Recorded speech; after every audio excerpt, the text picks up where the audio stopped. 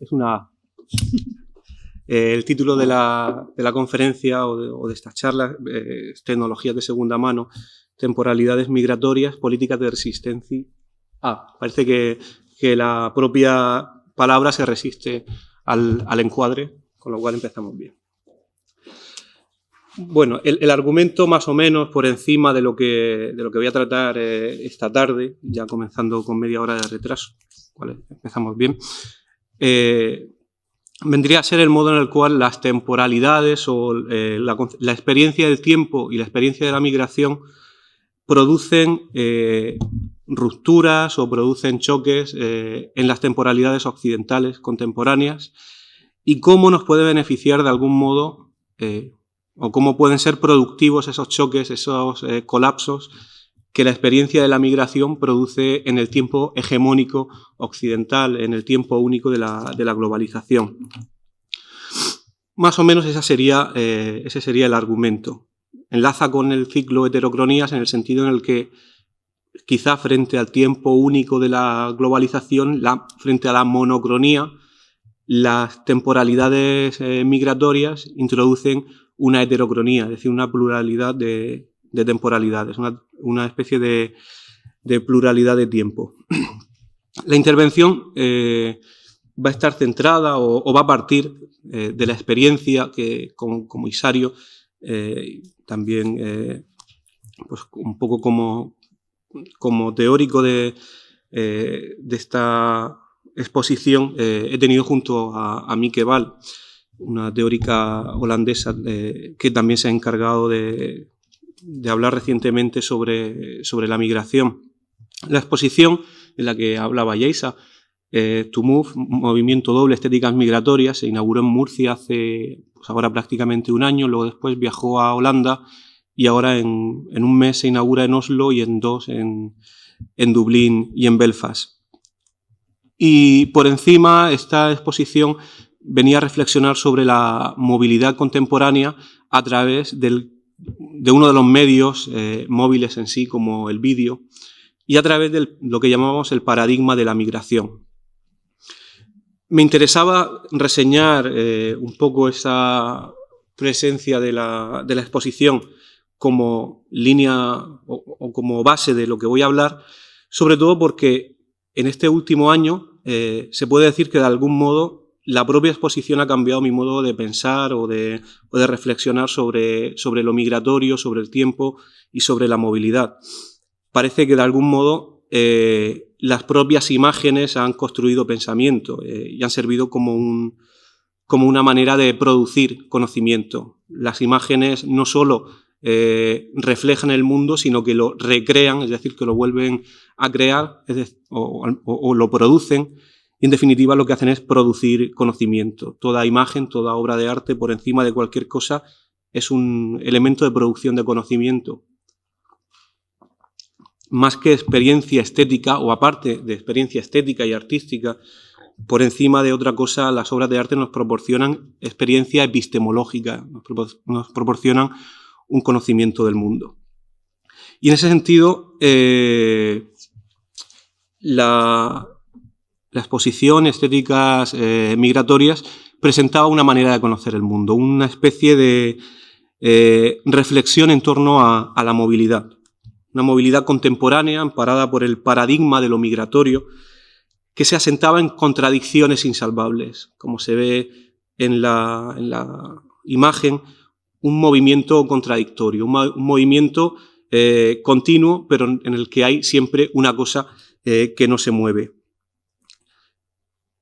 Frente al sistema homogeneizador como el de la globalización, las obras de la exposición, de algún modo, parece que resistían o presentaban pequeñas resistencias, pequeños puntos ciegos o pequeñas contradicciones que no eran lógicamente absorbidas por este sistema. Un poco la base de la exposición era presentar las pequeñas contradicciones del movimiento, esas cosas que no se mueven en el propio movimiento.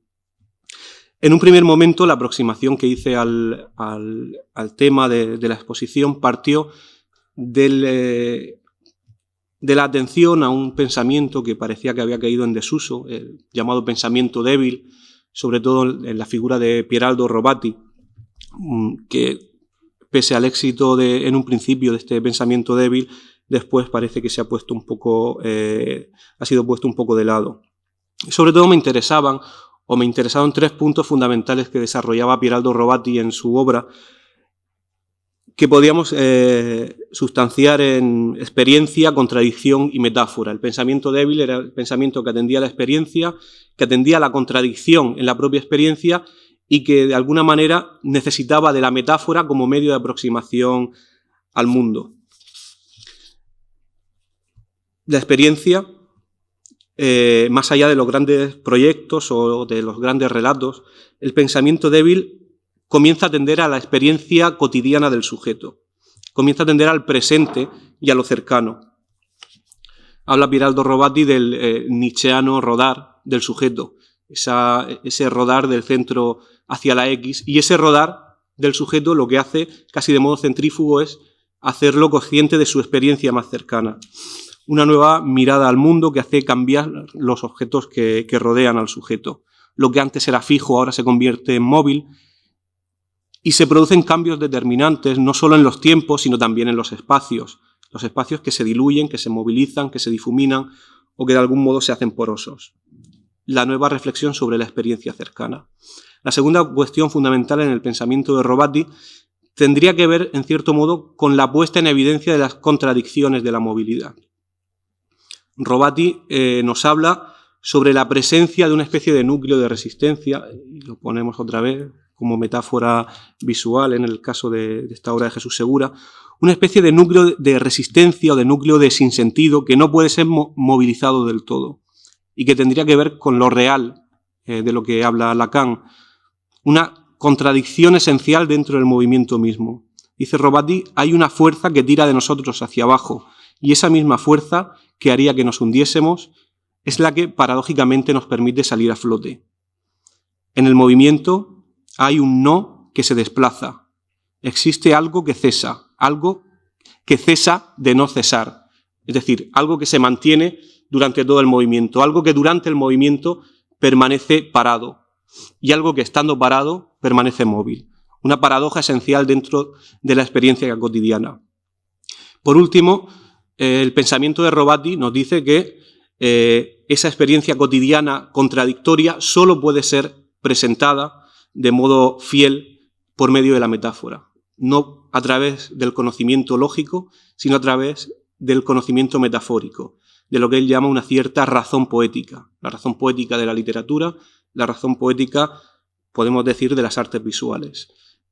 Una especie de conocimiento por medio del enigma, conocimiento por medio de un elemento que no puede ser resuelto, conocimiento por medio de algo que en cierto modo supera la lógica.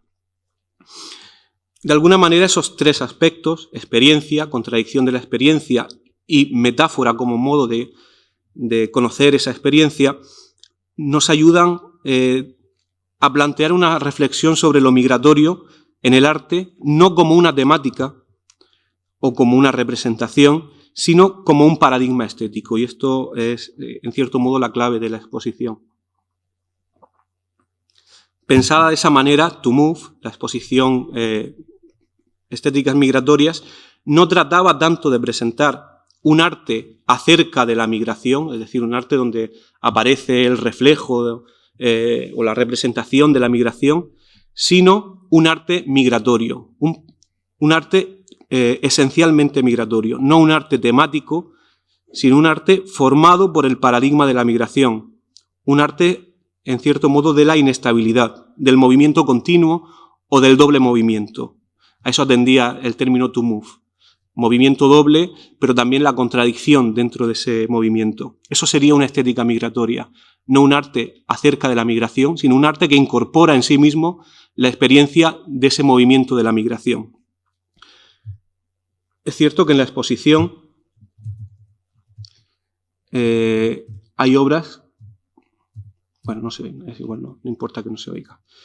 En la exposición hay obras que aparecen o que presentan la experiencia de la migración de modo real o de modo pues, más evidente, como el caso de la obra de Mona Hutton, en la que pues ella habla de la distancia que tiene con su madre y de la imposibilidad de recuperar una intimidad. Luego la analizaremos de modo más cercano. Es igual, no importa que no se oiga. O la obra de Javier Pi Vidal, un artista murciano, que habla de la imposibilidad del sujeto para acomodarse en su propia intimidad, ¿no? Lo migratorio aparece de modo evidente en esta arte de la migración, este arte de del movimiento, del éxodo, de la diáspora, en el caso de Mona Hutton, o del arte de la intimidad cuestionada, en el caso de Javier Pi Vidal. En ambos casos, un movimiento casi imposible, un movimiento continuo, una imposibilidad de habitar una distancia, un movimiento contradictorio. Más allá de las implicaciones de cada una de estas obras, se puede decir que en ambas se enarbola una especie de poética de la inestabilidad, un movimiento desacompasado, un movimiento desequilibrado, lo que podríamos llamar casi un movimiento de paralaje, no tanto en el sentido en el que lo entiende Zizek, sino en el sentido casi de la óptica, esa especie de resistencia que muestran los objetos a moverse, a ser dejados atrás cuando uno va en el tren. Ese efecto óptico que tenemos en el tren cuando vamos, miramos por la ventanilla y hay como tres campos de visión, uno el nuestro cercano, otro en el medio que se mueve, que vamos dejando rápido, y otro en el fondo que parece moverse con nosotros. Eso lo definen los ópticos como movimiento de paralaje, una ilusión óptica que también lo vemos muchas veces en las ruedas de los coches que parecen ir hacia atrás, y es una especie de resistencia metafórica que lo utilizamos casi, o lo podía utilizar como una resistencia metafórica de los objetos a desplazarse. Esa idea de que hay una contradicción, un no, que se mueve cuando nos movemos nosotros. Algo que no quiere moverse y que no se está moviendo mientras se está moviendo. Una paradoja consustancial al movimiento. Una aparente resistencia de los objetos a caminar con nosotros. En ese sentido, para entender lo migratorio como un paradigma, sería necesario o sería importante, llegado a este punto, distinguirlo de la figura del viaje. Y otra vez sigo con las imágenes simplemente están a modo de decoración o de decoración, de presencia visual. No necesariamente tienen que ser representativas de lo que digo, pero pueden ayudar a visualizarlo. Lo migratorio como paradigma, decía, es necesario distinguirlo de la figura del viaje. Migrar no es viajar. El viaje tiene un comienzo y tiene un final. La movilidad contemporánea parece que está más cercana a la figura del viaje que a la figura de la migración. De hecho, la movilidad contemporánea camina casi siempre hacia la localización. Las tecnologías de la localización caminan de la mano muchas veces de las tecnologías de la movilidad. El GPS y el móvil van siempre de la mano. Cuando una cosa es móvil, lleva casi siempre consigo esa especie de localización continua. Mientras que el viaje cesa en algún lugar y está localizado, el migrante, podemos decir, siempre está llegando y nunca llega del todo. Donde quiera que se encuentre, desde el momento de la partida e incluso antes, en el pensamiento de salir, el migrante se transforma en una especie de intruso, en un inhabitante continuo, en alguien que no habita el lugar en el que se encuentra, porque siempre hay algo en él que no lo hace quedar fijo del todo. Siempre hay algo en él que se está moviendo, aunque esté sentado. Siempre está migrando de alguna manera.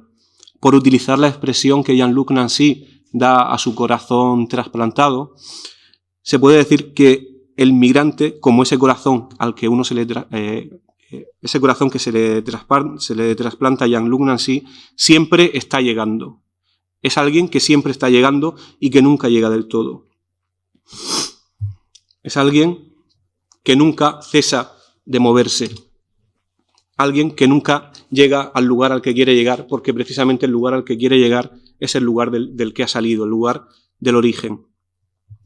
El migrante no puede escapar, por eso, de la frontera, porque la propia frontera se inscribe en el cuerpo y en su cotidianidad, de modo que siempre está migrando, siempre intentando ir más allá de esa frontera invisible que como una fuerza abisal tira de él hacia abajo una y otra vez. Y esa inscripción invisible de la frontera, ese trauma insuperable, es el que contribuye al constante movimiento del migrante. Y es a eso lo que podríamos llamar, con Alice Cherki, una antropóloga francesa, la errancia. Ese movimiento continuo que vemos, por ejemplo, en esta obra de Jesús Segura, ese movimiento continuo, la errancia de partida hacia ningún lugar. Un movimiento sin origen y sin final. De un modo u otro, casi todas las obras de la exposición de Tumuf presentaban esa condición de contradicción de la movilidad, esa condición de estar moviéndose desde un futuro a un pasado. Lo migratorio aparece entonces como una manera de pensar, como un paradigma artístico, pero también como un paradigma cultural. Lo que queríamos dejar claro en esta exposición es que la experiencia de la migración, del no llegar del todo, de alguna manera está presente en el modo de habitar contemporáneo y no solo en el modo de habitar del migrante. Esto que acabo de comentar es simplemente una especie de introducción muy general a los conceptos básicos de esta exposición. La experiencia, la contradicción de la experiencia, el presentar esa contradicción por medio de la metáfora, el viaje como distinto a la migración y la migración como algo que no cesa de cesar, como algo que no llega a ningún lugar. Quisiera entrar ahora en el centro de la conferencia, en lo que pues, realmente lo relaciona con el tema del curso, con el tema de la temporalidad y de la heterocronía, llevando la reflexión desde el espacio hasta el tiempo. Porque pues esas contradicciones de la movilidad, ese siempre estar llegando, parece que en principio podrían ser vistas desde el prisma del espacio. La migración casi siempre se entiende como un desplazamiento en el espacio, un desplazamiento de un lugar a otro, un desplazamiento espacial, ¿no? Migrar es ante todo buscar un lugar, un hogar o un sitio en el que poder habitar. Casi todas las metáforas de la migración son metáforas en ese sentido espaciales. Sin embargo, si uno lo piensa bien, migrar, moverse, es no solo una cuestión de lugar, sino también y sobre todo una cuestión de tiempo. Todo movimiento implica un tiempo, implica una sucesión y también una duración, implica un transcurso y implica una experiencia. Como ha señalado Doreen Massey, la teórica de la geografía posmoderna, no es tan sencillo separar espacio y tiempo. De hecho, los lugares están compuestos de espacio, pero sobre todo de tiempo. Cada lugar posee una especie de especificidad temporal que hace que todo movimiento en el espacio sea al mismo tiempo un movimiento en el tiempo. Los lugares espaciotemporales no son fijos, sino que están en constante movimiento. No existe en los lugares una sincronía o una monocronía, sino que están constantemente cambiando y modificándose. No es, por tanto, posible pensar en el lugar como algo fijo y en el tiempo como algo móvil, sino que ambos están implicados entre sí, haciendo que de alguna manera el tiempo sea en ocasiones fijo y el lugar o el espacio sea en ocasiones móvil, que en el espacio-tiempo se encuentre presente también esa paradoja o esa contradicción de la movilidad, solo representable por medio de la metáfora. En el tiempo, por tanto, hay fragmentos de localización y fragmentos de fijeza. De ese modo, podemos decir que las contradicciones de la movilidad son contradicciones del espacio y también contradicciones del tiempo. Habitualmente se ha conceptualizado la migración como un desplazamiento en el tiempo, por tanto. pero es necesario pensarlo como un desplazamiento en el tiempo. Como sugiere Micabal, la migración también consiste en la experiencia del tiempo como algo múltiple y heterogéneo. El tiempo de la prisa y de la espera, el tiempo del movimiento y del estancamiento, el tiempo de la memoria y el tiempo de un presente intranquilizador. El fenómeno que podríamos llamar multitemporalidad y su experiencia, la heterocronía. El argumento esencial de lo que voy a tratar a continuación tiene que ver básicamente con el modo en el que la migración y la experiencia de la migración introduce cambios esenciales, rupturas, en el tiempo occidental contemporáneo.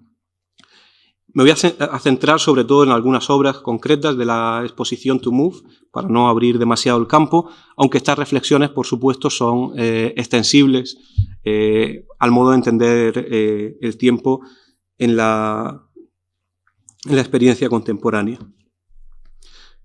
Podemos decir que esas obras de la exposición y gran parte, o toda una faz del arte contemporáneo, en cierto modo, como veremos a continuación, presentan estrategias de resistencia ante la monocronía occidental, ante lo que podríamos llamar el régimen cronológico, hegemónico o el tiempo único de la globalización. Podemos decir que de alguna manera todo tiempo es múltiple, dinámico y heterogéneo, que todo tiempo está compuesto de un sinfín de pequeños matices móviles y cambiantes, es decir, que todo tiempo es imposible de apresar, es imposible apresar la complejidad del tiempo. Eso es algo que pocos pueden poner en duda y que el sentido común casi muestra como una evidencia. Sin embargo, el régimen temporal hegemónico de Occidente, el régimen temporal en el que estamos inmersos, parece que ha tendido hacia una supresión de esa pluralidad consustancial del tiempo, una pluralidad connatural a lo humano que prácticamente desde los inicios de la modernidad comenzó a ser abolida por los ritmos de producción de la mercancía. El individuo moderno se convirtió entonces en un sujeto de un tiempo único impuesto desde instancias que lo superaban. Se creó como un sujeto de un tiempo más allá de él. La célebre escena de Tiempos modernos de Chaplin, en la que vemos a Chaplin ya extenuado por la cadena de montaje, que casi en un acto de paranoias comienza a apretar botones de toda la gente que tiene alrededor. Es decir, interioriza los ritmos de la producción de la cadena de montaje y lo lleva a la vida cotidiana. Se encuentra sujeto a unos ritmos externos a él, que son los que lo producen como sujeto. Es decir, ya no tiene una experiencia humana del tiempo, sino una experiencia producida por la cadena de montaje. La experiencia del tiempo, de algún modo, del tiempo propio, podemos decir, de algún modo es abolida por la cadena de montaje como metáfora de la sociedad industrial que impone unos tiempos exteriores al sujeto, unos tiempos que sujetan al sujeto, que es sujeto a un tiempo exterior a él. La experiencia múltiple o humana del tiempo se puede decir que fue sustituida entonces por el tiempo del capital o el tiempo de la fábrica, como alude Negri. El nacimiento del sujeto moderno estuvo ligado a la sujeción a un tiempo que cada vez más ya no era el tiempo del sujeto o el tiempo del individuo, sino un tiempo simple, que es el tiempo de la sucesión. En cierto modo se podría decir que la modernidad instauró la monocronía, el tiempo único de la producción y de la tecnología, el tiempo de la continuidad y la velocidad, o como ha sugerido Marianne Doan, precisamente la conferenciante que estuvo la semana pasada aquí, el tiempo cinemático, el tiempo caracterizado por la elipsis y por la supresión de los tiempos muertos, de esos tiempos que precisamente son los que constituyen en sí al sujeto. Son los tiempos de lo humano, esos tiempos que son abolidos en el que es sin duda el paradigma de la narración del tiempo contemporánea, que es el cine, o el tiempo cinemático, el tiempo que solo nos dice o solo nos muestra aquellas cosas pertinentes para el desarrollo de la narración, aquello que queda, aquello que no es necesario es puesto de lado. Y ese que no es necesario, esas cosas que sobran, esas cosas que están en la sombra, son sin embargo las que constituyen al sujeto. Por eso el tiempo elíptico o el tiempo cinemático instaura un tiempo ajeno al sujeto. El proceso de aceleración del tiempo que se inició en la modernidad, como ya sugirió Paul Virilio, lejos de detenerse, se ha ido haciendo cada vez más drástico, hasta el punto en el que hoy se puede decir que caminamos directamente hacia la supresión de todo tiempo, hacia la eliminación total de la experiencia temporal. A decir de Gilles Lipovetsky, la nuestra ya no es ni siquiera la época de la velocidad, sino la época de la urgencia, la época del tiempo cero, la época de la inmediatez, la época de la instantaneidad. Lo que él llama los tiempos hipermodernos se caracterizan precisamente por suprimir todas las distancias temporales, una supresión de la espera, una supresión de la transición, una supresión del intervalo, una supresión del tiempo muerto, que es precisamente el tiempo humano. Y ese tiempo único, vinculado al régimen temporal occidental, está viviendo en las últimas décadas un proceso de expansión a todos los lugares del globo. Una de las consecuencias primeras de la globalización, de eso que hemos llamado globalización, o de las distintas globalizaciones, porque es un proceso, por supuesto, plural, es la imposición de lo que Sylviana Gasinski ha llamado la hora occidental. La imposición de una temporalidad hegemónica o de una manera de experimentar el tiempo hegemónica. Una manera global que tiende a eliminar los tiempos particulares o los tiempos locales. El nuevo tiempo, igual que el nuevo espacio, tiende a la homologabilidad, a la adecuación de los tiempos del otro al tiempo del uno. Una adecuación, sin embargo, que nunca es limpia y que bajo el signo del diálogo y de la multiplicidad instaura un nuevo tiempo único revestido, sin embargo, por la heterogeneidad.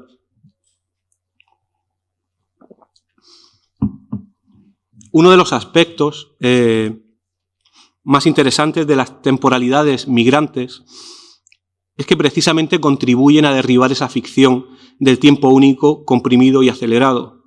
Una ficción que de alguna manera se fractura por estas temporalidades migrantes. El tiempo múltiple del inmigrante colisiona con el tiempo único de la globalización. Y el cambio de hora, por decirlo en palabras de Agassinsky, que tiene lugar en el inmigrante, es, en cierto modo, una metáfora del cambio radical de temporalidad, pues ese reloj que está implícito en todo el sistema, en todo un sistema, un régimen cronológico, lo que está mostrando es toda una manera de afrontar el tiempo. El cambio de hora es, en el fondo, un nuevo sistema de temporalidad. El cambio de espacio es un cambio en la experiencia en el modo en el cual se experiencia el tiempo. Las teorías contemporáneas de la hibridación, las teorías de la interculturalidad y sobre todo del diálogo intercultural, nos hablan también de la necesidad de hablar de un diálogo intertemporal. Abogan también por una hibridación del tiempo, junto al tercer espacio del que habla Homi Bhabha como un lugar intercultural para el diálogo de las culturas, un lugar para la alianza de civilizaciones, si lo llevamos al terreno político. También podríamos hablar de un tercer tiempo, ¿no? Un tercer lugar temporal para la hibridación de las diversas temporalidades. Un tiempo que fuese el diálogo de los tiempos múltiples con el tiempo, supuestamente el tiempo del uno. El propio Homi Bhabha ha analizado esta dimensión híbrida del tiempo postcolonial. Sería una especie de in-between, de espacio intermedio en el que habría una hibridación de las temporalidades, donde las especificidades temporales locales y globales coexistirían sin problema alguno. Una especie de utopía temporal, de mestizaje, que sin embargo, bajo su aparente bondad, esconde un reverso tenebroso, un lado oscuro. Porque la hibridación y el discurso del in-between y del mestizaje, si uno lo piensa bien, está demasiado cerca de ese nuevo tiempo único hegemónico de la globalización. Igual que el tercer espacio, el tercer tiempo se realiza en la hora occidental. Es un tiempo concebido desde el presente occidental, desde el régimen cronológico hegemónico occidental. Es un tiempo que en el fondo tiende a anular los tiempos locales, porque al final se trata de un tiempo de la adecuación. Creo que es completamente necesario superar ese modelo del tercer tiempo, ese modelo temporal de la interculturalidad, del diálogo, porque es un modelo claramente engañoso. Quizás sea mucho más productivo pensar la convivencia de tiempos no como un diálogo y como un armisticio, sino como una colisión y como una tensión irresoluble, como una discronía fundamental imposible de asimilar. No un espacio para la adecuación, sino un espacio para la tensión y para el conflicto. Podemos decir que el inmigrante cambia de hora, que se desplaza en el tiempo, pero desde luego ese cambio nunca es limpio, el cambio de tiempo nunca es total. Siempre hay un excedente, hay algo que no se puede asimilar, algo que no puede moverse en el cambio de tiempo. Algo, podemos decir, crónico, como una enfermedad crónica. Una especie de sentido crónico de la cronología. Hay algo crónico que no puede ser movilizado, algo que nunca puede ser adecuado del todo. Hay una dimensión crónica en lo cronológico. Hay un real, por decirlo en palabras de Lacan, que no puede ser asumido. Y ese real, esa crónica cronológica, ese aspecto crónico cronológico, es el que produce la contradicción, el que rompe la ilusión de la integración, el que nos lleva a pensar que esa adecuación nunca es posible. Y esto nos lleva a concebir un modelo temporal antagónico, donde lo interesante no es valorar lo que une, sino las diferencias.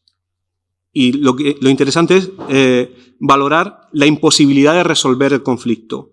Pues todo acuerdo sin fisuras, al final, si uno lo piensa bien, es un acto de maquillaje de la realidad.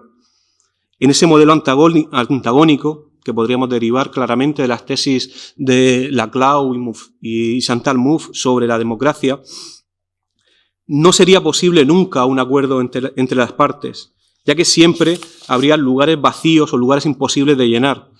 Habría vacíos temporales, lapsus, puntos ciegos, especificidades no homologables que, por un lado, contribuirían a enriquecer el espectro de las temporalidades del presente y, por otro, podrían servir para derribar las ficciones del régimen cronológico occidental. Un régimen que, precisamente, bajo el modelo de la hibridación imaginada del tiempo, propone una sola narrativa y un solo tiempo, lo que García Canclini llama el tiempo imaginado de la globalización. Bien, se trataría, por tanto, de introducir un cuarto modelo de tiempo. Un cuarto modelo que podríamos llamar topológico. Y me explico. Si hiciesen una especie de historia de la subjetividad y del tiempo moderno, podríamos fácilmente representar ese tiempo, o esa manera de concebir el tiempo, de modo mental. Fácilmente, como si de un mapa se tratase. El pensamiento temporal moderno ha sido esencialmente topográfico, un pensamiento completamente representable, en un espacio fijo inmóvil. Y en ese espacio se puede decir que la modernidad valoró el tiempo del uno, el tiempo del sujeto propio, el sujeto occidental. La posmodernidad valoró el tiempo del otro, el tiempo de las minorías, el tiempo de la raza, el tiempo de las minorías de género. Y lo que podríamos llamar interculturalidad, ese modelo oficial del presente, valora el diálogo entre tiempos. Podemos tener el 1, el -1 y el +1 menos 1. Pero todos ellos representados en un esquema claro de coordenadas donde todo está fácilmente localizable, donde todo es representable sin fisuras en nuestra mente, donde no hay lugares oscuros. Los tres modelos temporales son, si se observa con detenimiento, completamente espaciales, racionales y representables mentalmente sin fisuras. Y todos son constituidos desde el mismo lugar, desde el espacio-tiempo del uno. todo, podemos decir, sucede en el mismo tablero de juego. Aunque las fichas sean diferentes, se trata de la misma estructura. Es necesario, por tanto, introducir un cuarto modelo de tiempo. Un tiempo más allá de la interculturalidad y más allá de lo híbrido. Un tiempo discontinuo y antagónico que no puede ser ni sumado ni restado, ni, por tanto, representado en ese esquema que pasa del -1 al +1. Una temporalidad móvil y cambiante, una temporalidad múltiple y, en cierto modo, absurda.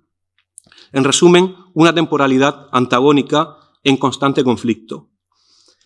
Y en un modelo temporal antagónico que valora los restos, que valora los excedentes no reaprovechables, los puntos muertos y los lapsus del tiempo, parece necesario romper el esquema topográfico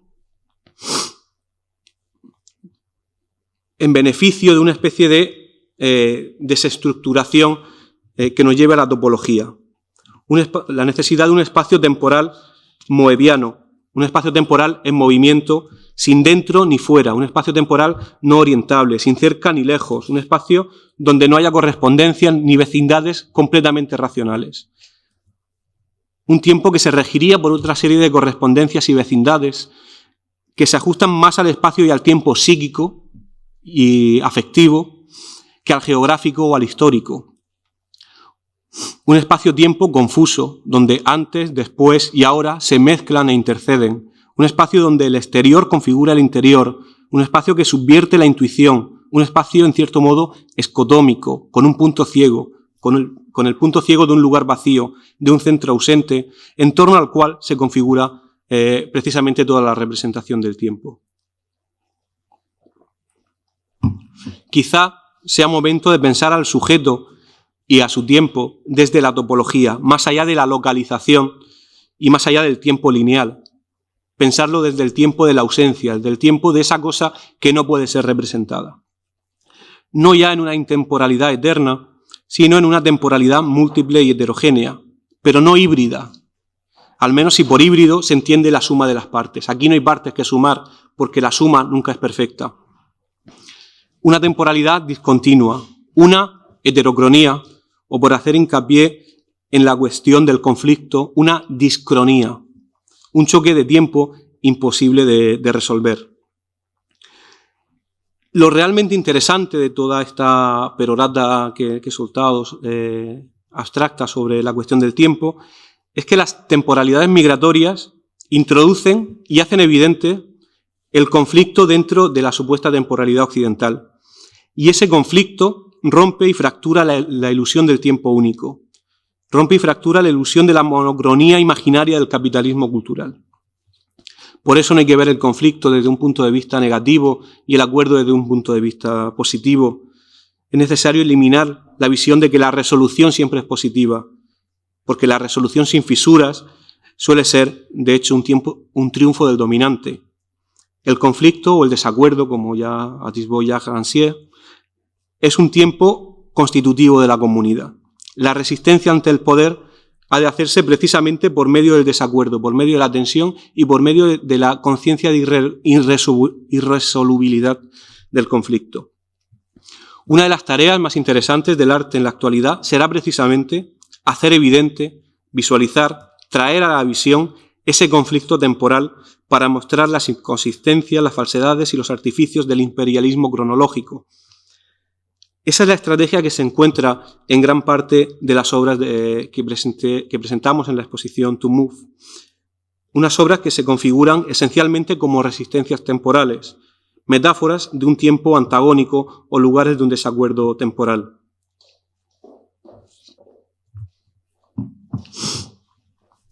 Quisiera mostrar, aunque sea un fragmento, de la obra Mimú, del artista murciano Gonzalo Ballester. Una obra bastante sencilla, pero cuya sencillez la hace altamente contundente.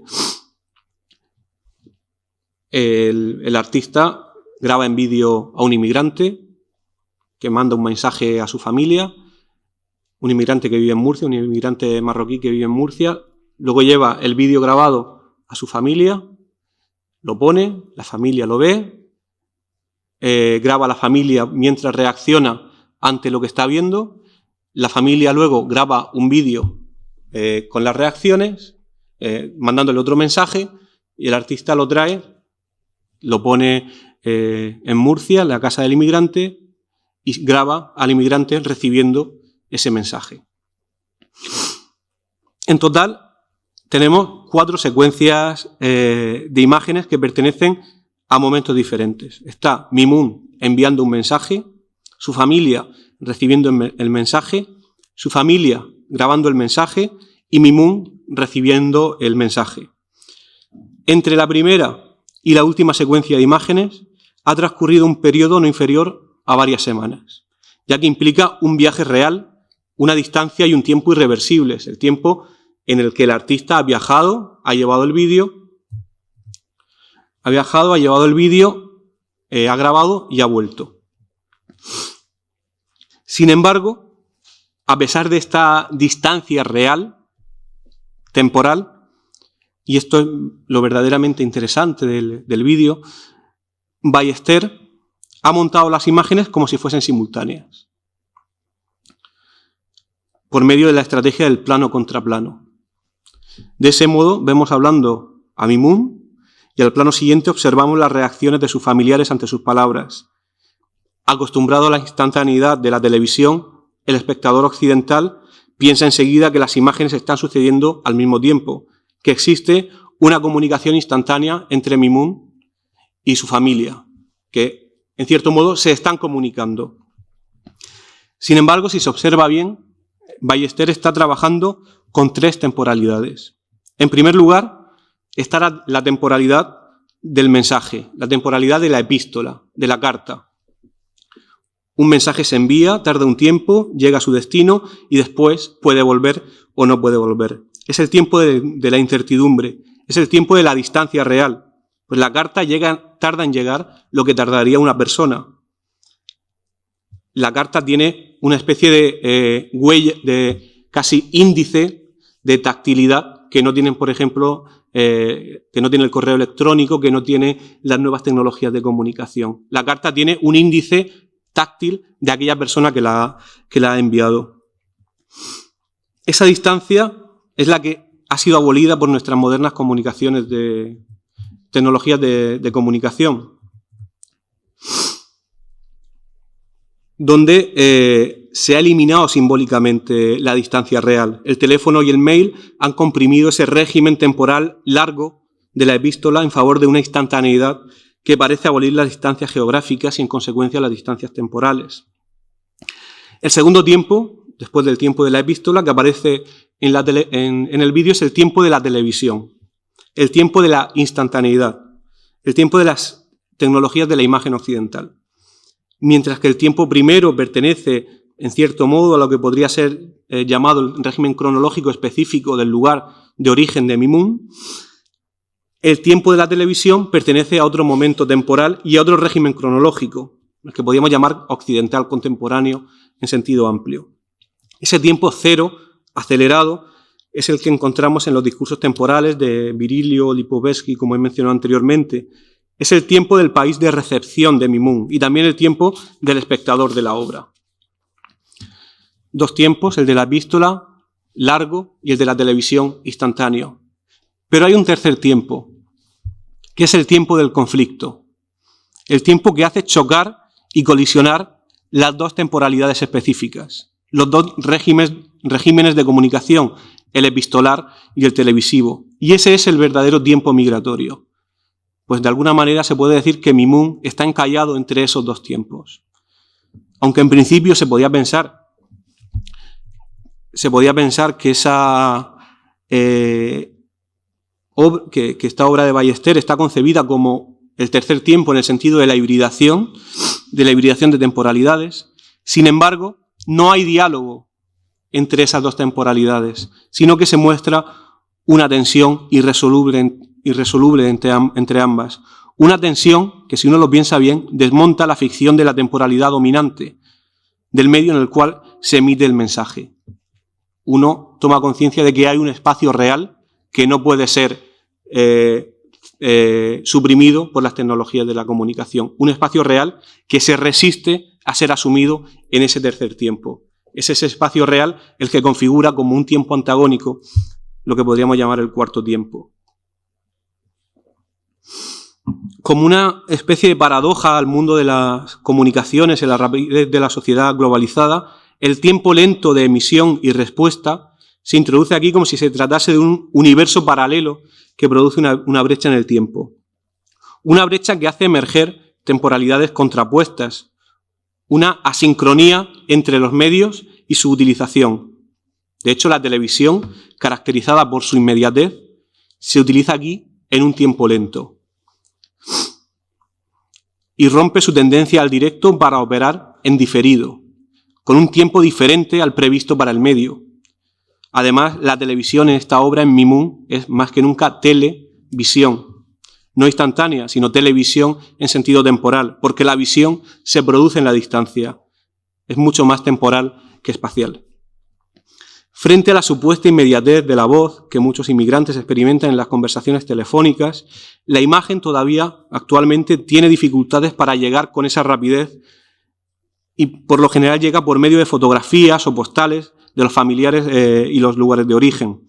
De modo que frente a una voz inmediata, aparentemente cercana, la imagen muestra la verdadera lejanía, la distancia real, la distancia insalvable entre los dos lugares. La obra de Ballester pone de relevancia precisamente el desacompasamiento de lo visible y de lo audible, un desacompasamiento esencialmente temporal que quiebra el significado. Pues, frente a la cámara, más que historias, lo que se encuentra el espectador son con voces corporalizadas. Y eso es lo que realmente parece importar, que las voces tienen un lugar en el cuerpo. Podríamos decir que las lágrimas de Mimoun, sobre todo las lágrimas que aparecen al final del vídeo, no son tanto por el significado de las palabras, que son palabras estoy bien, estoy vivo, estoy trabajando, palabras que realmente se han producido anteriormente por medio del teléfono, que son palabras de constatación. No son tanto esas palabras las que producen las lágrimas, sino que lo que realmente produce esas lágrimas es la reconstrucción y puesta de nuevo en conjunto de la voz y de la imagen, de la palabra y del cuerpo, algo que siempre parece perderse en la distancia. El antagonismo temporal que presenta Mimoun contribuye, por un lado, a romper la ficción del tiempo único, introduciendo una pluralidad de tiempos que muestra a las claras que el tiempo es heterogéneo y múltiple. Pero por otro lado, la obra también consigue abolir la supuesta compresión del espacio-tiempo tan presente en los discursos contemporáneos sobre la temporalidad, es decir, muestra la ficción de esos discursos. La compresión del tiempo nos hace pensar que todos los lugares son accesibles en cualquier momento y que precisamente por ello en todos vamos a encontrar lo mismo. Sin embargo, esa es una construcción, como analiza García Canclini, imaginaria. No hay un espacio libre, sino todo lo contrario. Hay un espacio que se resiste a moverse y a ser eliminado. Y ese espacio que se resiste, ese espacio real, es precisamente el espacio temporal en el que habita Mimoun. El colapso temporal de la obra rompe la ilusión para mostrarnos que existe una distancia real, algo que no puede ser abolido por las tecnologías de comunicación. Y de esa manera, Mimoun presenta una estrategia de resistencia ante la compresión del espacio y del tiempo. Bien.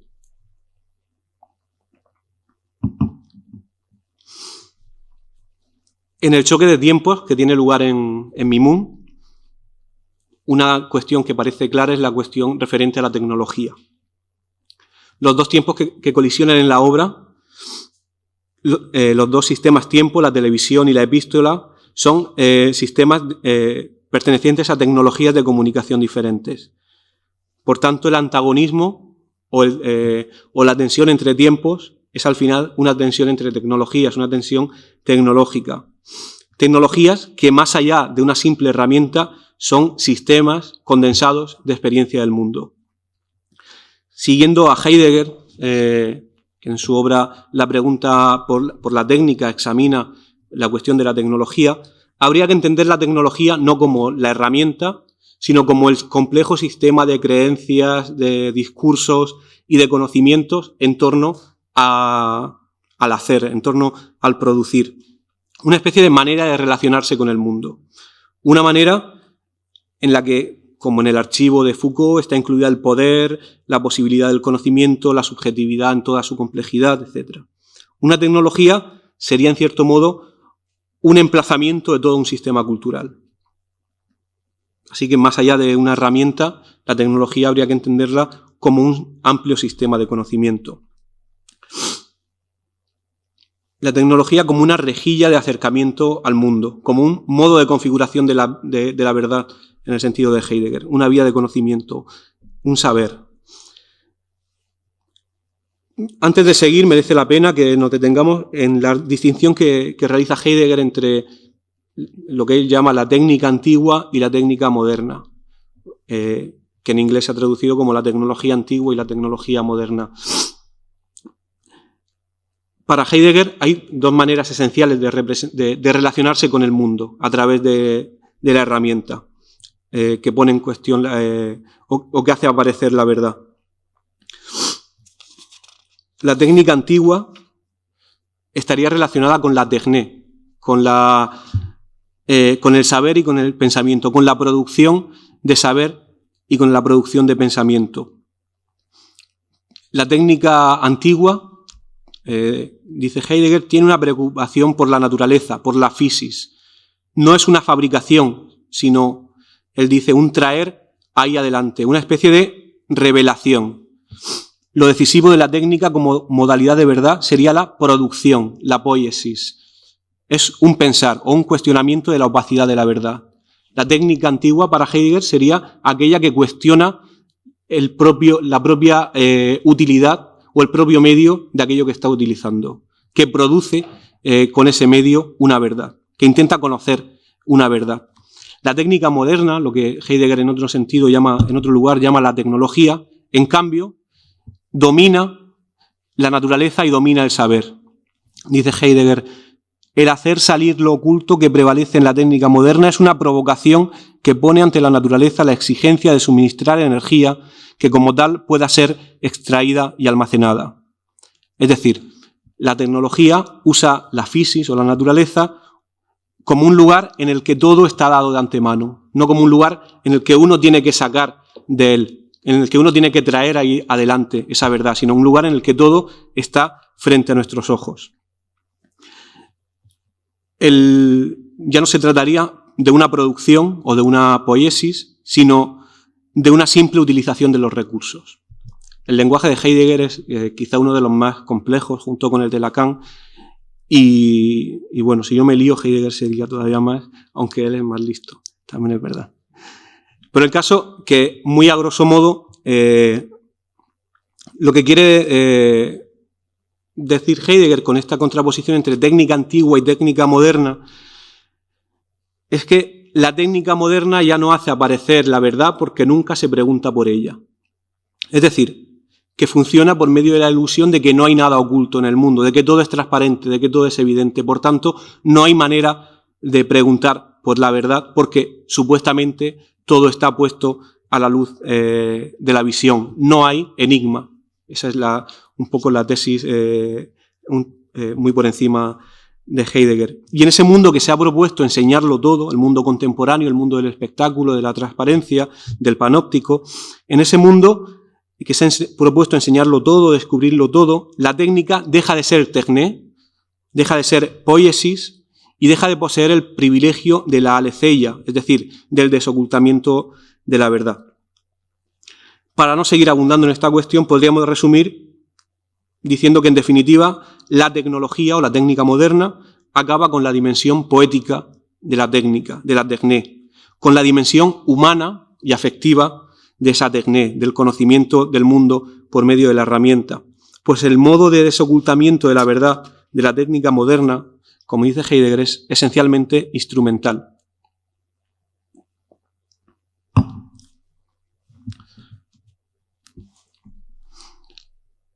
Heidegger no es aunque se ha querido ver muchas veces así, no es un tecnófobo, no cuestiona las nuevas tecnologías por sí mismas, sino lo que está en la esencia de la técnica, lo que está debajo de esas nuevas tecnologías, la ideología de esas nuevas tecnologías, y es precisamente la instrumentalización del mundo. No se trata, por tanto, de denigrar la tecnología, sino el uso de esa tecnología. Si tenemos esto en cuenta, que el verdadero peligro para Heidegger es la esencia de la técnica y no la herramienta o la tecnología en sí, se abre entonces la posibilidad de recuperar una especie de dimensión productiva, una dimensión poética y afectiva, una dimensión cercana a la techné, sin necesariamente tener que deshacernos de la tecnología, sin tener que dejar de lado esa tecnología moderna. La clave estaría en cambiar la esencia, o lo que es lo mismo, en ir más allá del valor de uso, en cuestionar y fracturar, desmontar desde dentro el propio valor de uso de la tecnología, llevándola incluso al absurdo, haciendo emerger en el uso de la tecnología la resistencia. Unas resistencias que no estarían demasiado lejos de lo que al final de su discurso Heidegger llamó lo salvador, o aquella vuelta a la poiesis y a la creación. Y quizás mejor que todo esto se explique esta obra también en la exposición, que casi no se ve, pero bueno, de Ross Seuss, titulada Gaussian Blur, en la que la artista intenta, por medio de la superposición de dos imágenes y por medio de un trabajo largo y pesado, intenta crear el efecto del Gaussian Blur, el efecto que es fácilmente conseguible pulsando un botón en un programa de edición. Lo que intenta hacer es, de algún modo, hacer el camino más largo, cuestionar y hacer un uso aberrante de la tecnología, crear el mismo efecto por medio de una especie de sublimación, el camino es más largo, sublimación de la propia tecnología. Presentar un uso aberrante, una especie de fractura de eso que está predeterminado en la imagen. Para conseguir un efecto similar, simplemente habría sido fácil pulsar un botón. Sin embargo, lo que hace el artista es casi un trabajo artesanal, completamente ajeno y extraño al medio que está utilizando. Una tarea que implica el cuestionamiento de la tecnología, porque lo que consigue es el efecto, pero de un modo diferente. Es decir, de algún modo subvierte la memoria de programa de la tecnología. Rompe esa idea de Heidegger de la técnica moderna o de la tecnología que dice que la tecnología moderna es un impulso hacia la máxima utilización con el mínimo gasto. Aquí es todo lo contrario. El máximo gasto para conseguir lo mínimo. Lo que nos muestra Gaussian Blur, como otras muchas obras, son las posibilidades que tiene el arte de desmontar la esencia de la tecnología, retomando la afectividad propia de la techné, la producción poética, ese modo de traer ahí adelante lo oculto, o ese modo de interrogar para traer ahí adelante la verdad. Quisiera relacionar, para ir acabando, esa inclinación a hacer colisionar temporalidades y tecnologías con una especie de inclinación en el arte reciente, una tendencia en las artes actuales hacia precisamente hacer el camino más largo, hacia jugar con estas tecnologías que han quedado obsoletas. En este funeral es por el cadáver equivocado, un artículo que está dentro del libro Diseño y Crimen. Hal Foster habla de 4 tendencias fundamentales después de la muerte del arte. Habla de lo espectral, de lo traumático, de lo incongruente y también de lo asíncrono. Tendencias que tendrían lugar después de esa muerte del arte y que serían un poco las tendencias maestras del arte contemporáneo. Lo asíncrono, según Foster, respondería a una estrategia de montaje de formas asincrónicas que consiste en hacer un nuevo medio a partir de los residuos de viejas formas y mantener juntos diversos indicadores temporales en una única estructura visual. Él habla de las obras, de las diapositivas de James Coleman, de las siluetas narrativas de Cara Walker, de las instalaciones fílmicas de Stan Douglas o de los dibujos videográficos de William Kentridge, como este que estamos viendo que también estaba en la exposición. Una manera de explorar... Uy, qué gusto a lejía me ha salido de repente. Esto es que me estoy pasando y me quieren envenenar. Por Dios. Pues una manera de explorar viejos medios con nuevos propósitos. Una de las dimensiones más interesantes de lo asíncrono, o que lo asíncrono pone en juego, es la de precisamente lo pasado de moda o lo obsoleto. Y eso se relaciona con el imaginario surrealista, donde, según Benjamin, la obsolescencia de lo pasado de moda, podría hacer estimular las energías revolucionarias que quedan ahí atrapadas. Para Benjamin, lo obsoleto es aquello que nos habla de lo político, porque nos hace revivir los futuros no realizados, las utopías que no llegaron a ser, el mundo soñado del pasado. De alguna manera, la convivencia de tecnologías contrapuestas y pertenecientes a temporalidades diferentes también examinaría caminos diferentes a los que el discurso tecnológico global, el único discurso todavía teleológico, nos ha conducido. Introduciría resistencias al incesante paso del tiempo, colapsándolo, rompiendo de alguna manera su equilibrio perfecto y, sobre todo, dando al sujeto el protagonismo de su destino, dando al sujeto la capacidad de regirse por sí mismo y no ser un sujeto de un tiempo ajeno. Por lo que más me interesa el argumento de Foster acerca de lo asíncrono es por la presencia y el potencial de lo obsoleto, sobre todo por el carácter de usado que lo obsoleto tiene. Como dice José Luis Molinuevo, las tecnologías no mueren, sino que se vuelven obsoletas. Su ser es su uso y su desuso es la nada. Lo obsoleto se relaciona, por tanto, con aquello que ya no sirve, que ha dejado de ser útil y que ha perdido su valor instrumental. Y al mismo tiempo, lo usado también posee una dimensión sobrante, una dimensión excedente y residual. Y en ese sentido, una dimensión casi indexical o casi de índice, de contacto con el sujeto que ha usado ese objeto que ha sido desechado. El término segunda mano, que da título a la conferencia, que ha tardado bastante en aparecer, hace referencia precisamente a eso, a la relación táctil y cercana, afectiva, que el sujeto mantiene con el objeto usado, con ese objeto de segunda mano. Pues existe sin duda un componente emotivo y afectivo en los objetos que se dejan, en los objetos de segunda mano, una especie de memoria que va más allá de la memoria instrumental, preprogramada del objeto, sino que es una memoria de uso, una memoria afectiva, que deja esos objetos y esas tecnologías en el ámbito de la afectividad. Esa metáfora de segunda mano, de tecnologías de segunda mano, nos sirve para referirnos a la presencia cercana y no exclusivamente instrumental que poseen las tecnologías obsoletas o no contemporáneas, entendiendo no contemporáneas aquellas externas al progreso tecnológico occidental, ese que parece el único lugar donde la teleología y la creencia en el progreso todavía está presente. Si volvemos ahora al argumento de Heidegger que he presentado anteriormente, según el cual la técnica moderna rompía el valor poético de la técnica antigua al introducir tan solo el valor de uso y eliminar la relación cercana y empática con el hombre, no sería descabellado afirmar que estas tecnologías de segunda mano restaurarían, en cierto modo, el carácter humano y empático de la techné y volverían a hacer presente el valor enigmático y oculto de lo verdadero que tanto había preocupado a Heidegger.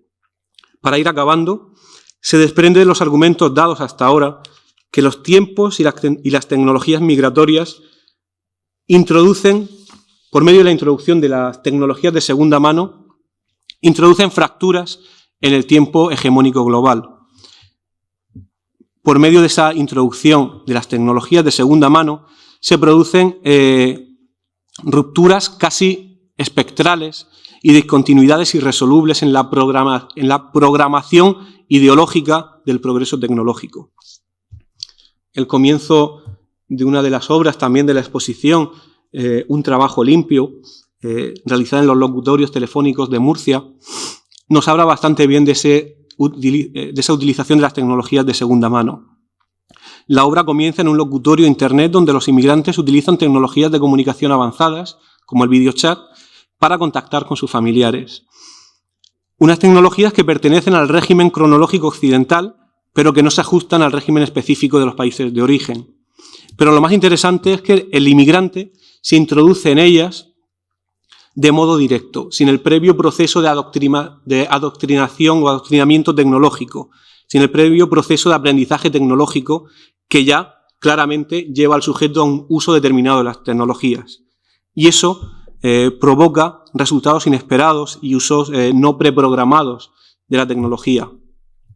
O como sucede, por ejemplo, en la obra Entrevistándome con inmigrantes, la última obra que voy a poner, de Daniel Lupión.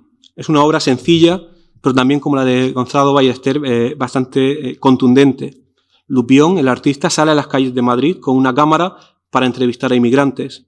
Pero en lugar de realizar las preguntas y visualizar al otro, lo que hace el artista es ofrecer la cámara al inmigrante y le sugiere que él sea quien le haga las preguntas. El artista es, pues, el entrevistado y no el entrevistador. Es una especie de entrevista inversa en la que el otro no es objetualizado por el objetivo de la cámara, sino que su cuerpo y su rostro aparecen siempre fuera de campo. Solo escuchamos su voz mientras vemos perpetuamente el rostro del artista frente a la cámara.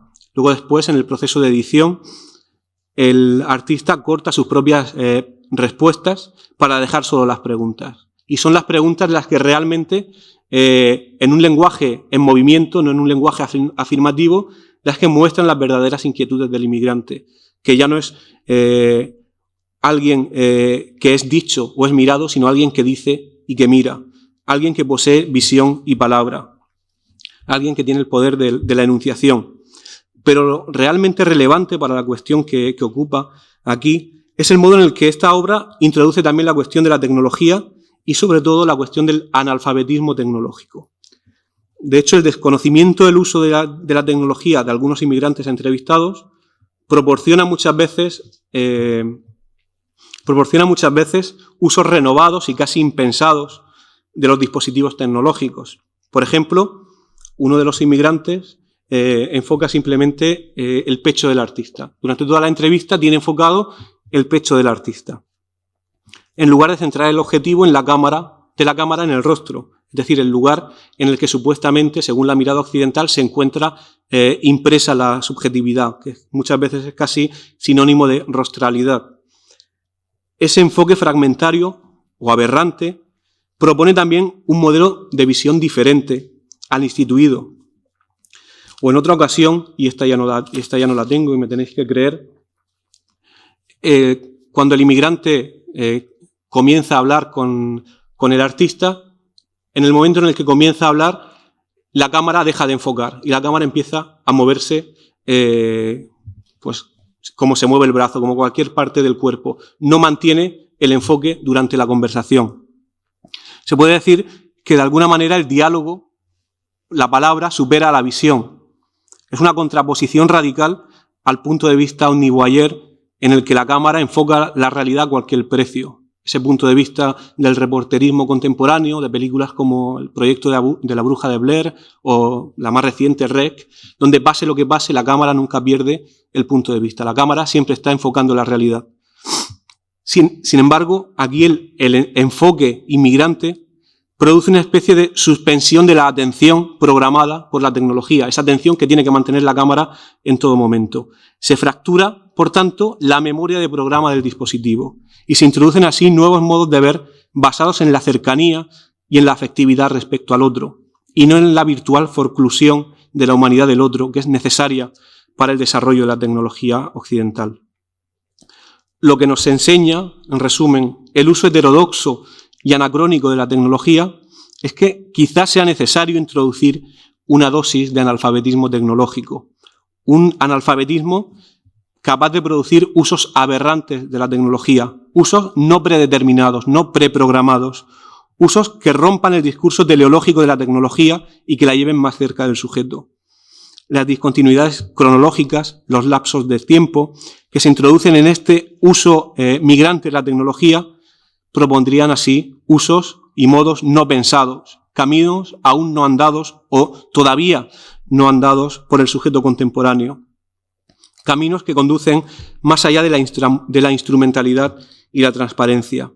Caminos que retoman la cercanía y la afectividad y que constituyen una suerte de pequeñas resistencias o pequeños aspectos apenas perceptibles que de algún modo hacen visibles esas contradicciones también invisibles que habitan la cotidianidad. Caminos que muestran el reverso del tiempo y del espacio, que observan las fallas y los puntos ciegos del sistema, construyendo de alguna manera nuevos trazados a través de transformaciones mínimas y en ocasiones casi excrementicias, en un terreno muy semejante a lo que Marcel Duchamp definió como lo infraleve, esa dimensión apenas perceptible que casi sin exagerar podríamos llamar nanopolítica.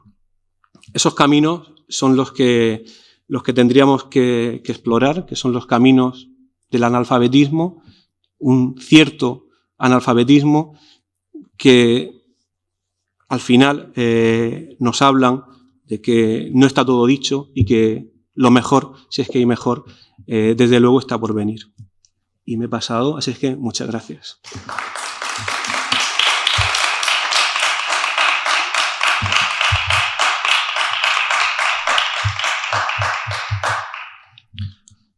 Bueno, ¿preguntas? ¿Cuestiones? ¿Increpaciones?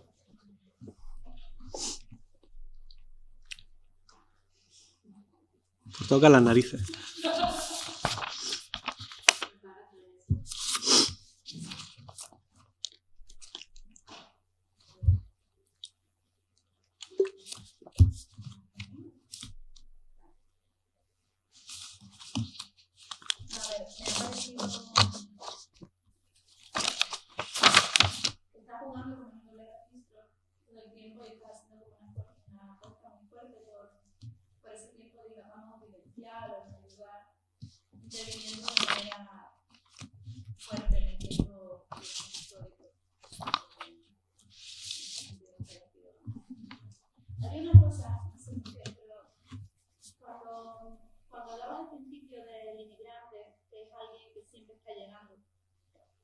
El lugar al que quiere llegar es aquel lugar que ha dejado atrás.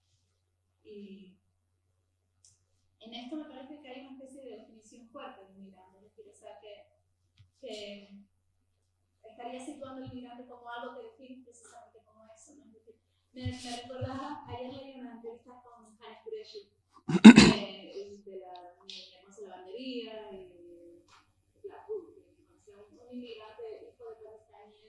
O sea, no es inmigrante, un hijo de pakistaní de segunda generación británico y un artista, un escritor británico bien asentado y además muy amplio, que había ido a Alemania a una conferencia y le habían preguntado ¿cómo se siente usted siendo un inmigrante de Gran Bretaña? Entonces decía que le habían dado ganas de llorar, pero porque él no es en absoluto inmigrante, es decir, es hijo de pakistaníes y ha nacido en Gran Bretaña.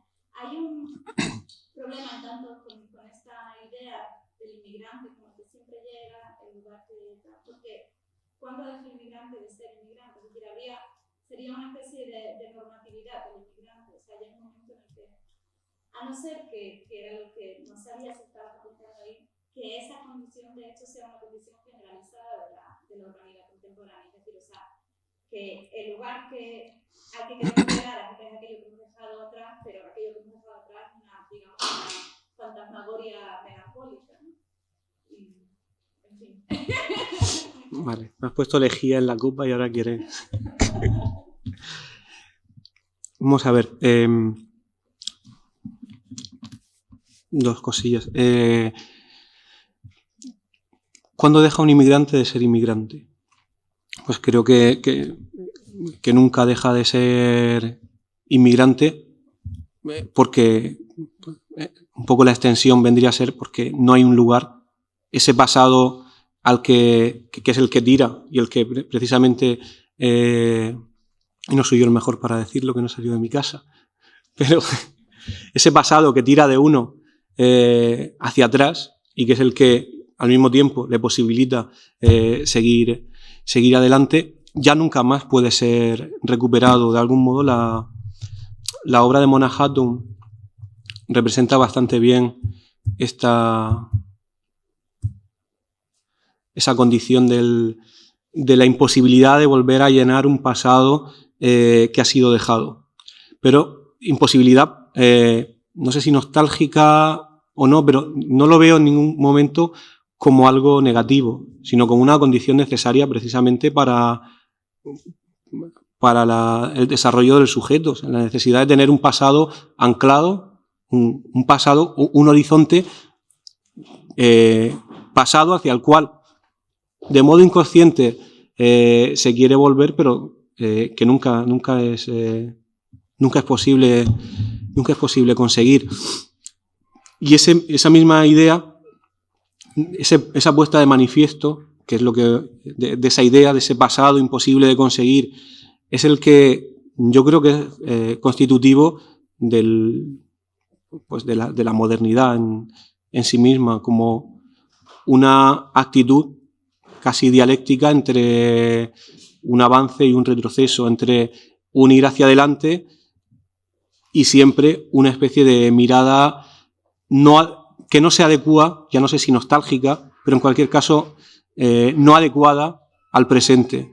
Esta mañana, precisamente en clase, explicando el impresionismo, Manet y la vida moderna, hablaba de esto, que lo que queda presente en gran parte de las prácticas artísticas de la modernidad hasta hoy en día es esa tensión dialéctica o esa doble manera de entender la modernidad. Por un lado, como algo imposible de dejar atrás, es decir, constitutivo del sujeto contemporáneo, pero algo que produce una inadecuación consustancial, como aquí está Javier Pividal, que no puede ni siquiera habitar su propio espacio interior, ¿no? Esa inadecuación al presente. Y ese es el modo, al final, ese siempre estar llegando del inmigrante es una inadecuación al presente. Bien por un pasado que está, por lo general, puesto en el futuro, o por otras razones. Pero en cualquier caso, lo constitutivo es ese movimiento inquieto del presente que está en la migración como paradigma, o que podemos utilizar en la migración como paradigma, pero que es constitutivo de todas las prácticas, de la manera de habitar del sujeto contemporáneo.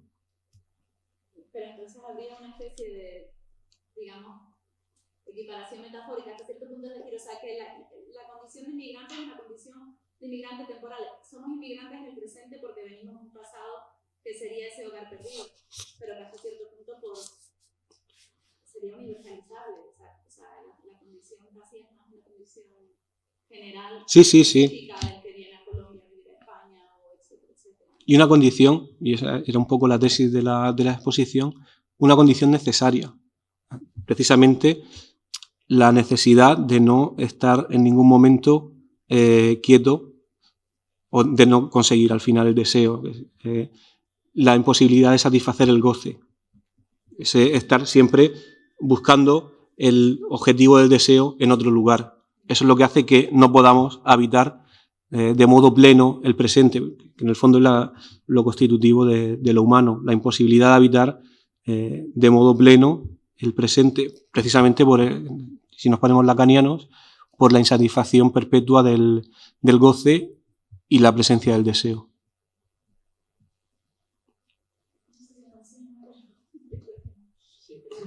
Es igual. Solo escuchándote he recordado esta cosa tan bonita que cuenta Ruiz Sánchez en los trazos de la canción, que dice que hay muy pocos universales antropológicos, cosas que se ven en todas las culturas del mundo, pero hay uno que es que en todas las culturas del mundo a los bebés, a los niños se los duermen moviéndolos, ¿no? En la India, en grandes columpias, en todos los lugares, si al niño le quedas quieto empieza a llorar, si lo mueves se queda tranquilo y se duerme. Entonces intenta explicar que el nomadismo está en nuestros genes, que son muchos miles de años caminando, huyendo de los animalitos por ahí, y que solo ya mayores nos acostumbramos a estar quietos.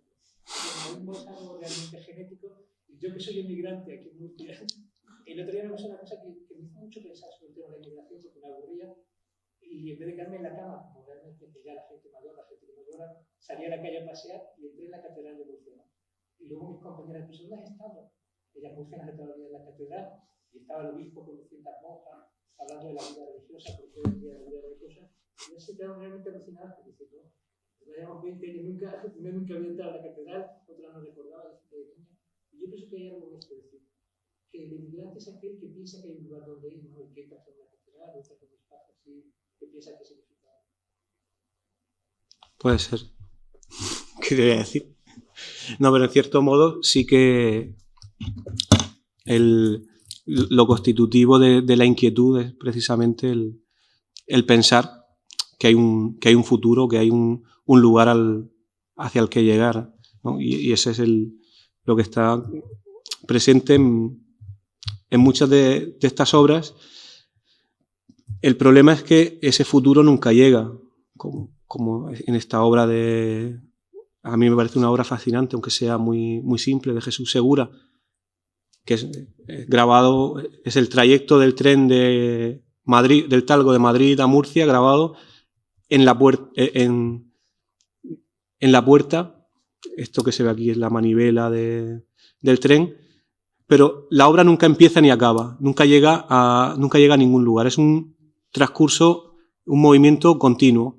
Y ni siquiera es el movimiento del que está sentado en el vagón y está viendo pasar las cosas, sino el que está en la puerta esperando salir, ¿no? Es el movimiento del que está en todo momento esperando salir, pero que nunca puede salir porque el tren nunca ha llegado. Yo creo que es, en cierto modo, una de las mejores metáforas del inmigrante y del sujeto que espera algo en la vida, ¿no? El que está constantemente esperando salir a un lugar que nunca se llega del todo, y afortunadamente, porque solo se llega, como dice Clement Rosset, pues en la muerte, ¿no? La muerte es el único lugar donde dejamos de movernos, donde dejamos de buscar la única simpleza, el único lugar en el que el sujeto se vuelve único, se vuelve uno, es en la muerte. Mientras tanto, siempre estamos partidos entre el lugar en el que estamos y el lugar en el que desearíamos estar, que afortunadamente nunca coincide,